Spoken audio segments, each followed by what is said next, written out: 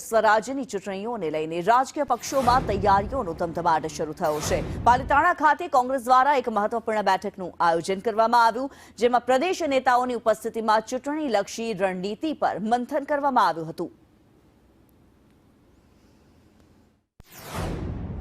મીટિંગની અંદર આજે તમામ કોંગ્રેસ પક્ષના કાર્યકર્તાઓનો આવનારી તાલુકા પંચાયત, જિલ્લા પંચાયત ને નગરપાલિકાઓની ચૂંટણીઓ જ્યારે આવી રહી છે ત્યારે એક એક કાર્યકર્તાનો અભિપ્રાય લેવા માટે આજની આ મીટિંગનું આયોજન કરવામાં આવ્યું છે કે આવનારી તાલુકા પંચાયત ને જિલ્લા પંચાયત ને નગરપાલિકાઓ કોંગ્રેસ પક્ષ કેવી રીતે જીતી શકે એમનું આયોજન કરવા માટેની આજની આ મીટિંગ બોલાવવામાં આવી છે। આજ રોજ આવનારી જે નજીકની તાલુકા પંચાયત, જિલ્લા પંચાયત, નગરપાલિકાની ચૂંટણીને અનુલક્ષીને અમારા જે પ્રદેશના જિલ્લાના પ્રભારી શ્રી વિરેન્દ્રસિંહ વાઘેલા સાહેબ પધાર્યા છે અને એમની સાથે રાખી જે સંભવિત ઉમેદવારો છે જેમને લડવા ઈચ્છતા હોય, જે અમારા વોર્ડ લડવા ઈચ્છતા હોય, તાલુકા પંચાયત લડવા ઈચ્છતા હોય કે જિલ્લા પંચાયત, એમને ફોર્મ અત્યારે વિતરણ કર્યું છે। ખૂબ ઉત્સાહથી ખૂબ જ માણસો જોડાયા।